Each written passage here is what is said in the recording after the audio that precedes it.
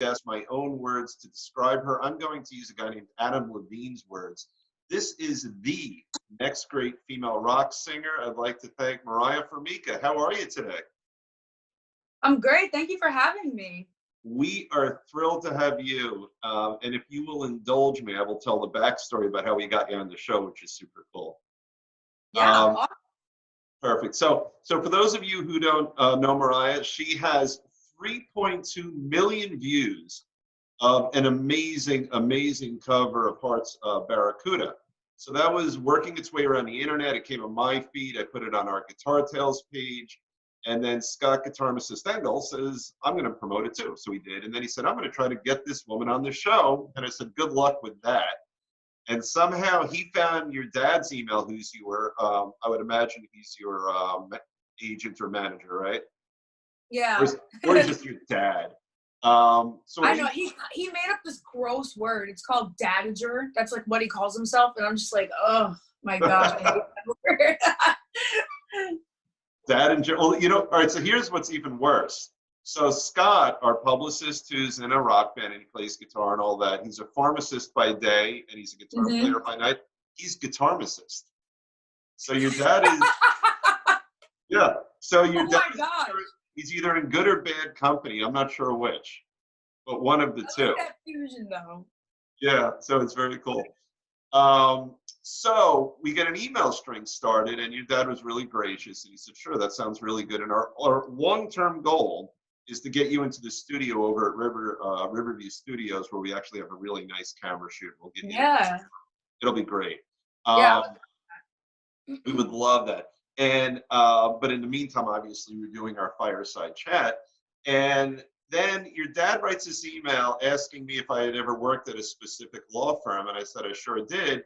And it turns out that your dad and I had many cases together against each other in my day job, where I am a nursing home abuse attorney.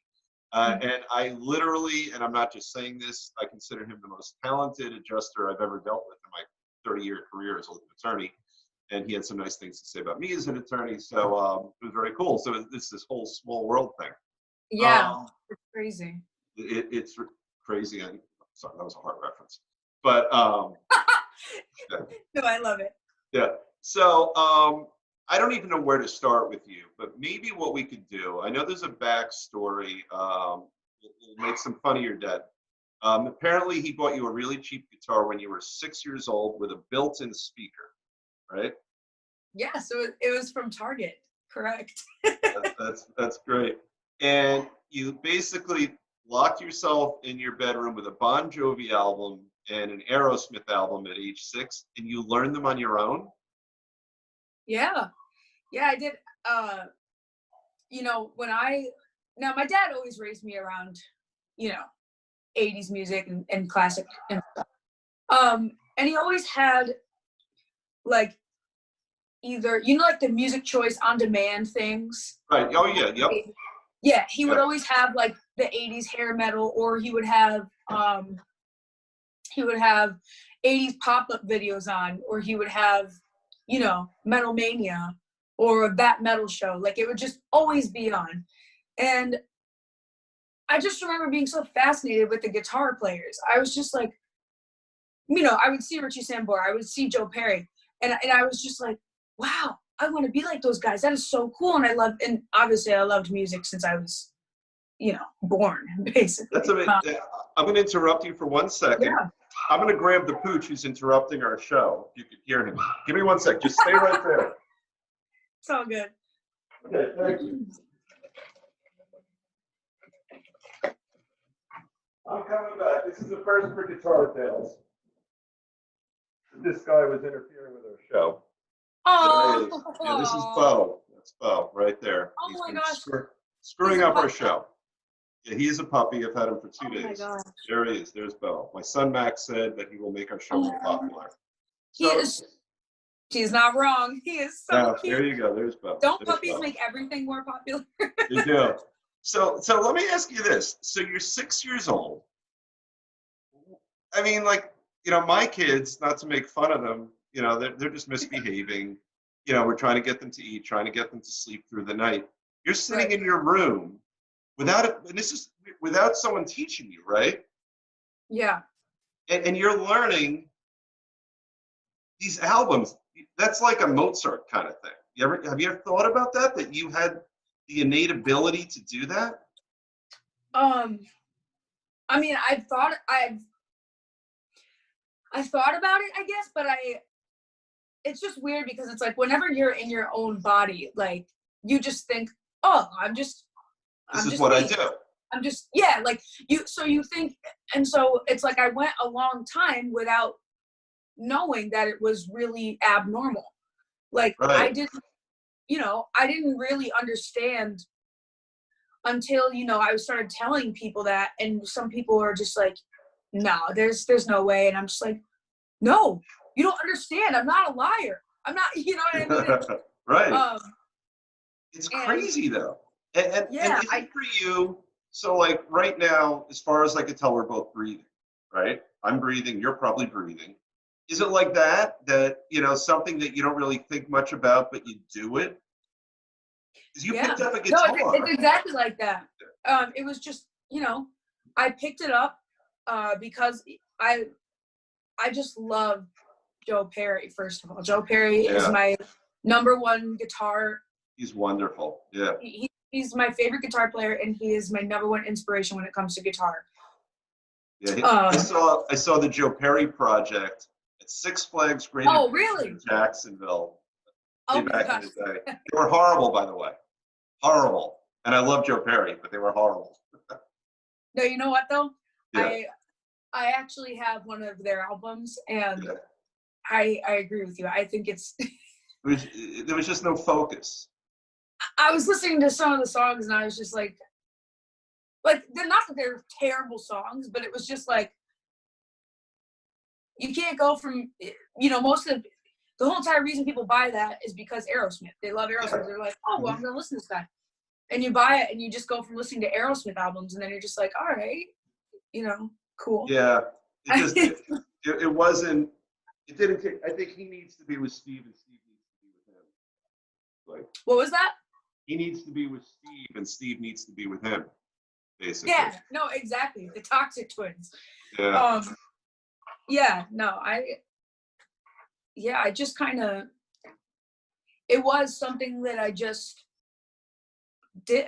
I still don't know. I don't know how to explain it. I don't know why, but I was always drawn to music, even when I was a little baby. Like my mom, those little swings that the babies can rock back and forth in to go to sleep and whatnot. And my mom would put me in that swing, and I would not go to bed until my mom would put these little headphones on my head with Flute by the Sea or Guitar by the Sea. Really? And that's the only thing that I could go to sleep to when I was a baby. Well, the interesting thing to me is that you started out, I don't think, look, no one knows what the hell a 6-year-old is doing. But you're starting out as a guitar player, and at that point, no one has yet figured out that you've got pipes, Yeah. And it wasn't for, a little while. Like I didn't really start singing until I was 10. And first of all, that is the most hysterical sentence ever. When you think about how compressed this amazing career is, the sentence is, yeah, I didn't even start singing till I was 10. Like, how many people have started a music career multiple years before they're 10? Just think about that. It's amazing. And you were gigging by age 9, right? Yeah. And like I said, I never could grasp because I remember like people were I didn't even know that I could sing until my cousin had a graduation party here at my house, and I was just so shy and so timid. I didn't say anything to anyone. I always carried myself low. My posture, my shoulders were always Right. down, and I'm still kind of like that. But my career has kind of Boosted your confidence. well, it's boosted my confidence, but it's also given me you know, you have to know how to talk to people, you know. I saw on one of, you know, we were researching you, and there was a video of you playing in front of a crowd. And there was an issue, I don't remember if it was a guitar issue or an amp issue, but you couldn't get the sound out. And you had to sort of talk to the crowd a little bit while one of the roadies came over and connected you. And there was a level of confidence and maturity that was much older than your years. You know, you at least on the stage, you exuded some confidence, I noticed. You know, Well, where some people might have fallen apart. Right. And I guess it's like something that I've learned, I guess, is like you cannot go on stage and expect everything to be perfect, because if you do, that's what's going to make you have a meltdown. For me, at least, that's what's going to make me have a meltdown. If I'm like, okay, we've rehearsed for this for months, everything's going to be absolutely perfect, because nothing ever is perfect. No, and rock isn't perfect either. Right. Rock isn't perfect, you know, and you know, there's going to be mistakes. There's going to be batteries that die in the middle of your show in your guitars. There's going to be, you know, and so, but all you do is just learn from them, you know. You learn, what can I take from this show? Well, change your battery before every single show in your guitars, or, you know, charge your wireless before you go on stage. Don't change strings if they're old, so that they don't break on stage, because I've had that happen too. So yeah, I think I don't know what video it was that you were watching or from what show that was, but I assume it was a little bit more recent, but probably, but yeah, but it's just at that point, I'm just kind of like, you know, if something goes wrong on stage, I can't really do much about it. I have a show to perform, and I have all these people that are, you know, and I think the biggest thing was learning that it's not like people are gonna leave or be pissed at you because there were technical difficulties. I think that one of my biggest problems was, oh shoot, people are gonna think, they're gonna think I'm so stupid and they're gonna laugh at me and blah blah blah. But you know, all you gotta do is talk to the crowd, you know, admit the problem, say, hey, you know, this just happened, and then just tell jokes or do whatever, you know, like that's all you can do. And that's kind of what you did. And I think that the reason you might not remember is it was so minor that I doubt it even registered in your mind. It was maybe a 10-second issue where someone came up and fiddled with a chord or something like that. Right. But it's funny. Your career is so amazing. I'm going to fast forward us 10 years now. So when you're 4 years into your career at age 10, which just cracks me up. So now now you're 17. And you end up on The Voice. And I told you, and I told Scott, I hadn't seen that one yet. I watched it just about a half hour ago. And I got goosebumps. I mean, here you are. You were, what, 16 when you're welcome. You were 16 at that time, I think? I was 16. And I forgot which Heart song you did. Was it Crazy on You? Crazy on You, yeah. Yeah.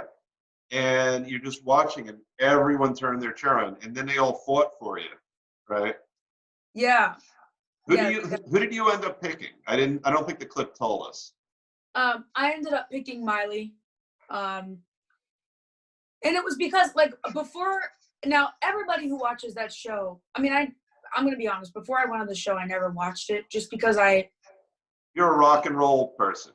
Yeah, you know, I'm a rock and roll person. I mean, I love other types of music, but that's not about music, really. It's about a television show. That's what it's about.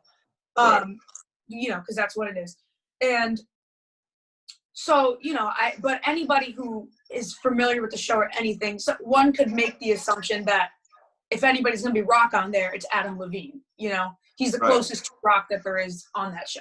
Right. And so I was like, you know, I'm going to pick Adam. And I had it in my mind, you know, months and weeks before I even, you know, went. When I got on the stage and they started talking, I just, you know, first of all, they don't actually show how long they talk for. I mean, I'm telling you, when they were sitting there arguing for like 20 minutes, probably. Oh, really? The clip makes it look like it's 35 seconds. Yeah, no, literally like 15, 20 minutes. And I'm telling you, Miley, Blake kept on saying, he's like, well, do you ever shut up to Miley? Because she just wouldn't. First of all, she was the first person to turn for me. She was. Yep. You know, she knew that she wanted to work with me before I had to hit this big giant note, you know? So I really respected that, but I do understand the other judges turning when they did. Or the other coaches turning when they did. And also, you know, she made the point that, hey, you know, I got my start in this industry when I was younger than you, and I could really help you navigate through this industry as a young woman. You know, you're only 16 and stuff like that. So that was kind of what really, I just had more of a connection with Miley, I felt like. It's funny because either, you know, I was getting ready for tonight, so I don't remember if the clip didn't tell us or if I didn't watch long enough, but as I left it, I didn't know. And I thought it would sort of come down. No worries. Look, I left to get a dog. It's all good. But I thought it would be between those two. It made the most sense. Right. You would either go with someone you might have the most connection with, or you would go with someone who's a little more rock. And he's probably 60% rock, if that. Right. I mean, he has the rock ability, but in terms of the way, you know, he's handled his career, he's more about pop, you know, than rock. Right, right. Just, yeah. Very talented, but he's not a rocker by choice, I suppose. Right, right. So that's I would consider that to be a huge break, right? How was it working? Oh, yeah, definitely.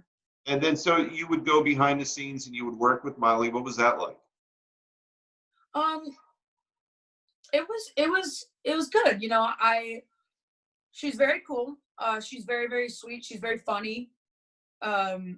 She really does care about her team and that we're comfortable.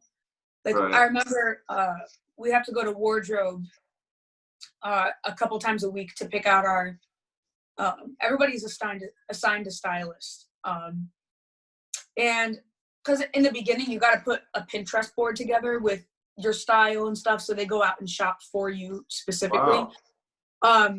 But they kind of put the outfits together and ask if this is you know, oh, do you like this? I really think that this would be good. And they take 3 pictures of 3 looks, and the producers pick which one you wear.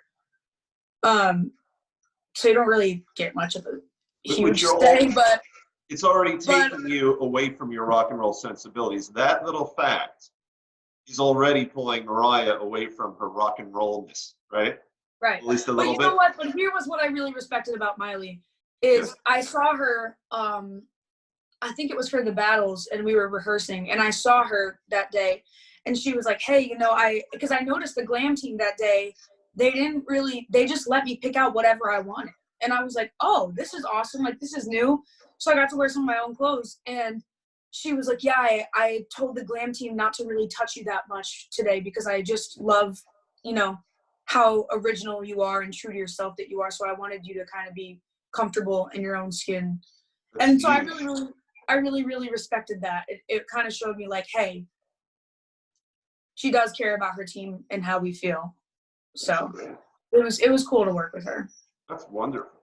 And I would guess, and this is where I'm definitely inviting you to correct me if I'm wrong, but it's almost like the next really big thing that happened to you were these videos going viral. Is that the next really big thing, or is there a step I'm missing in between? Because that was 2017 that you were on the Voice, right? Yeah. So I would say the next really big thing, for me at least, for me personally, as a rocker, was playing 2 shows with Joan Jett and Hailstorm. That's gigantic. That's one I missed. Yeah. So that was a life-changing experience for me. It was amazing. You know, it was just an amazing lineup, and Lizzie from Hailstorm made a really cool post a few weeks before and was like, you know, we're going to be taking the stage with not only the past of rock and roll, right, and the present of rock and roll, but now we're with the future of rock and roll, and tagged me in the picture. And because the lineup was really cool. It was me and then Hailstorm and then Joan Jett. And the night before was me, Dorothy, and then Joan Jett. That's gigantic. I mean, Joan Jett, big deal. I have a buddy of mine back in the day, saw her, I think it's CBGB's, very late Hmm. 70s, waited for her outside of the bar, met her, and said, "Can you sign my arm?" So she signed his arm. Hmm. He then went right to a tattoo parlor and had it tattooed into his arm. Oh my gosh, that is so awesome. So to this day, he's got this Eric Danville. I'll throw his name out there. That is so great. Yeah, and Dandy he goes by, but yeah, he has a gigantic, and I'm showing for the camera. He's got probably a 5-inch tattoo of Joan Jett's nude right on his forearm. When no Oh one my got god. tattoos, that was before Yeah, people. right, right. Oh, You that know. is so amazing. Yeah, so that's huge. So you're playing with one of your heroes. I would imagine in the world of heroes, Annie Wilson probably. I really really love Ann Wilson's voice. She's amazing, and I really really respect her. I wouldn't necessarily say that they are one of my heroes, but they definitely have paved the way for some of my Right, heroes. right. Yeah. Who are your female guitar slinging heroes? Well, Lizzie Hale. Yeah. Um, who else? I wouldn't say that these two are my heroes. Like Lizzie Hale is my hero, but I really, really love Orianthi and Nita Strauss. I think that they're both so ridiculous. And aside from their guitar playing, it's just their vibe. Like they're just cool. You know what I'm saying? Yeah. They have a rock and roll vibe. Right. It's a rock and roll vibe, but it's also like I guess a rock and roll vibe, yeah. Because the rock and roll vibe is very much, I'm myself. I don't care. I have my own style, you know. Right. And so, yeah. And it's funny because you stand in a place that is not populated by that many women to sort of have Mhm. a real rock and roll sensibility on electric guitar as a Yeah. guitar player. There's a lot of really wonderful sort of rock edged women singers who've got that sort of the nice rough gravelly voice, which you have too. But to be a guitar slinger at the same time puts you in a pretty rarefied air. So it's kind of cool. Yeah. You know, I'm just very thankful and grateful Well, that I was given that. it's funny. When I watched again the clip from The Voice and Blake Shelton, I think it was him. He said something funny. He said when God's sitting there putting out the talent dust, he screwed a few Oh, yeah. people over and he put too much into your bin. Yeah. He said you're not fair to the other guests, and I thought that was kind of cool. So you played with Joan Jett. You got to meet her. I did see that picture of you and her. I think it's on your page. Yeah. What is that, like maybe 2018, something like that? Yeah. I think, no, it was 2018. Sure. Definitely the year after. And then the video that caught our attention, mine and Scott's, Guitar Assist. Well, that you played that. It was almost like a Zoom one because you had a drummer in a different location, right? Yeah. When was that taped? Hmm. And is I that mean, brand new? only maybe 2 months, a month ago, maybe. It wasn't, it was recorded maybe, only like a month ago. So it was during the quarantine, right? Yeah. Okay, because that makes sense. So in the last month, 3.2 million views. Yeah. That's beyond gigantic, and certainly that's what connected us together. Really, an amazing performance. Thank Um, you. you're welcome. And again, both from a guitar and a vocal point of view, you performed it great, but in rock and roll style, you still made it your own. You weren't just trying to emulate, at least as far as I could tell, what they do. You were making it Mariah's, right? Right. Yeah. And that's what I try to do, because I think that everybody looks at a song, and no matter how much they love it, they maybe hear something differently, or they maybe would change the guitar tone a little bit, or Right. maybe they would, sing a little bit more gravelly or rough on one part than the original. Right. You know what I mean? So there are a few, you know, differences, you know, but that's the thing. Is because, look, I understand that in a lot of people's opinions on that song, I sound very, very similar to Ann Wilson. Right. Which I don't take as a bad thing. You know, like she's amazing. Yeah. But I think some people, you know, were like, yeah, there were a couple, because there's always going to be a few people you're about to tell us about something negative, right? Yeah, like some haters out there.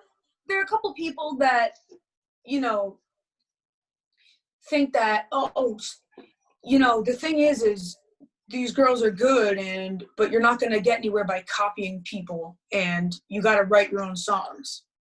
So, you know, I'm like, first of all, it's just embarrassing how ignorant you look, because you could have taken 2 minutes to Google who I was and see that I have several originals. Yeah. Second, you know, I really don't try to sound like it's just that it's the same song.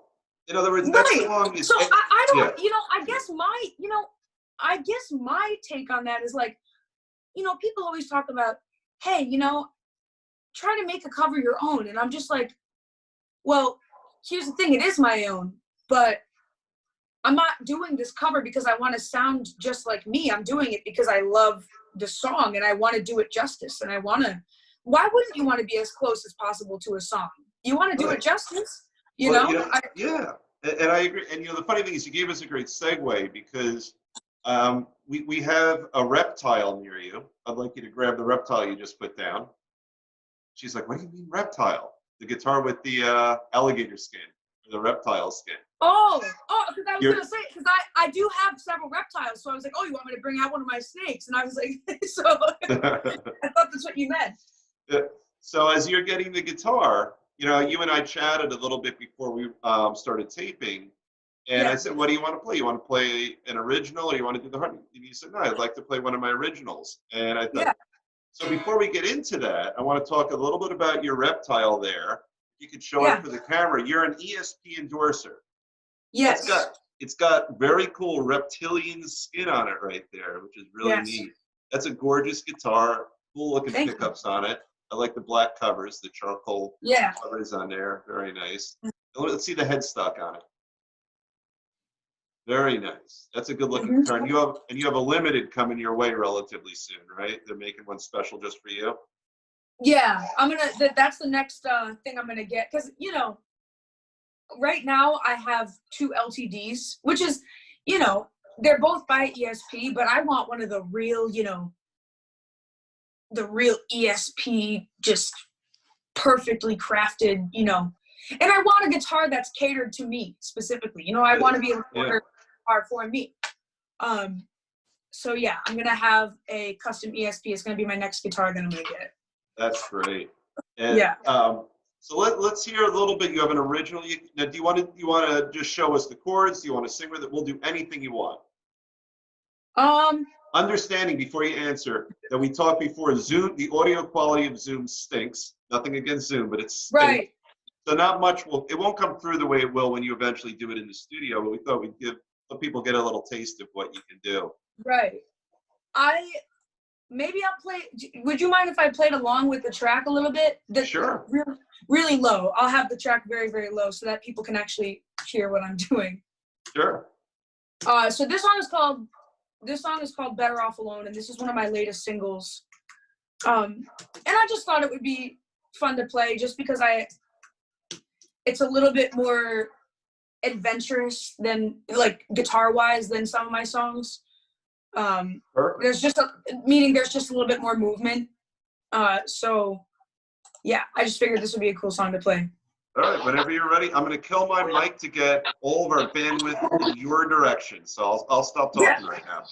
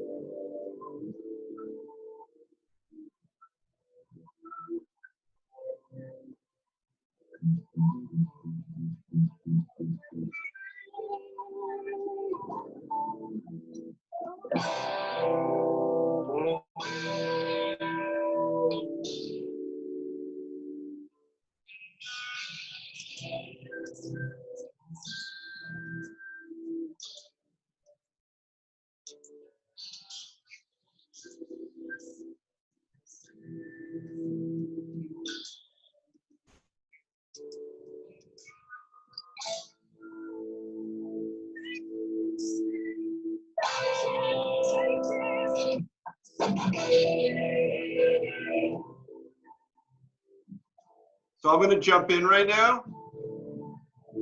The Zoom cannot hear you. Dang it!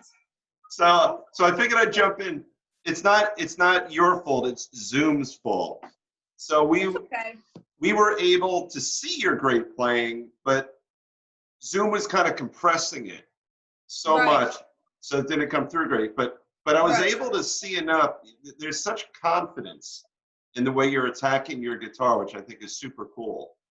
You know, it's anything but dainty, you know, which I think is really neat. I apologize for cutting you off in the middle, but, you know, just. Oh, that's okay. Why? No, I actually appreciate it. If the sound wasn't coming through, I don't want to keep playing. I know. And I was sort of debating it, but you actually foreshadowed that when you said at some gigs, rock and roll doesn't always play out the way you want it, right? Exactly. Yeah. So that's the bad news, is that Zoom could not handle you. But the good news is that we'll get you as soon as COVID is lifted and all the precautions, and hopefully we all stay safe. We really want to get you in the studio where we'll get super great sound. I mean, when we do a show there, it's like it's a professionally produced video, so you'll actually great place to put out some of your music. Let me ask you this: if people want to find your music and find your videos, what's the best way to do that? So the best way to find my music would be to go on any streaming platform, YouTube, Apple Music, Spotify, Google Play, Amazon Music, all that stuff. And then videos, YouTube as well. My channel's just Moriah Formica. And yeah, all my social media handles are all the same. It's just my name, Moriah Formica, with an O. Yeah. Right. Not Moriah. Right. And I pronounced your last name wrong. I thought I was about to yell at your dad because I thought your dad and your mom that Moriah Formica. You know, that would, but Moriah Formica sounds perfect. So well, I almost don't even blame people because there is a, you know, Formica, they think that the countertop, you know. Right. That's right. So as we start to wrap up right now, what's going on next in your career? You know, obviously you don't have any gigs live lined up in front of people, but what are you doing right now? You're writing? Are you doing remote performances? Yeah, so I've been working a lot actually during this quarantine. I've been writing a lot. I've been, you know, some is just me writing by myself, some co-writes. I've also been doing a lot of live streaming and, you know, like virtual concerts for people. And I also started doing this thing where I felt bad that I couldn't do all the requests that people were saying on, you know, the live stream. So I decided, hey, you know what? You know, because we still all got to make money during this time, you know. Right. So, you know, it's been really hard. So I was like, okay, not only would it be a cool way to just have some extra, you know, whatever for food and you know, gas and whatever, but also I really do like to make people happy and to please people. So I was like, all right, so this is cool. So I was like, just give me $25 and I will send you whatever cover you want, whenever you want, and a personal message for you. Oh, that's really cool. That's a great Yeah. idea. You know, Yeah, I so feel like, so if we look at your career, you know, I'm focused on the one thing that brought this show together, which is something you recorded during the COVID quarantine that got you 3.2 million views. Absolutely right. amazing. Everyone I talk to, they're telling me that it is an opportunity to hone in on their craft, Mhm. and you know, become better musicians. You Oh, for know, sure. Yeah. and Oh, and I that's the thing. totally agree with that. So there's, look, we don't want this to happen. It stinks that it's happening. People Right. are being harmed and killed. I mean, half my Mhm. practice is being affected by this because all my clients are dying. It's horrible. But for Right. those, Oh, it's devastating. but for those, it is. But for those of us who are fortunate enough to have our health, and the only problem in our lives is that we're staying put, which is not a big problem to Right. have. You Right. know, you make the best of it. So for you, you had, you know, not a career defining event, but something that really boosted your career during this. You know, Right. the Oh yeah, no, collaboration. definitely huge, no doubt about it. Yeah, you Um, guys, you filled the sound space with just, you know, just the two of you. It was fantastic. yeah. So, Thank you. very cool. So I want to thank you for joining us. This was really a lot of fun. I feel like the Yeah, universe thank you put for the having show me. together. Oh, thank you for doing Yeah, it I with love us. the most relaxed like interview slash thing. It's the most relaxed thing I've ever done. So thank Oh, you for good. that. That makes me happy. And believe it or not, we've been on probably 40 minutes. It feels like 5, if that. Yeah, that's insane. You weren't Yeah. kidding. Yeah, I told you that before the show. You Mhm. know, that my favorite is I had a buddy of mine who's a producer in Hollywood. He said, I'm not doing more than 15 minutes. And we said, we're up to 75 minutes. And neither one of us had realized it, you know, because you chat. It's just two people chatting. Yep. So thank you again. This is Dave Cohen on Guitar Tells. We want to thank all of you folks for watching the show. We want you all to really work hard to be safe. We will all get through this together, and let's all appreciate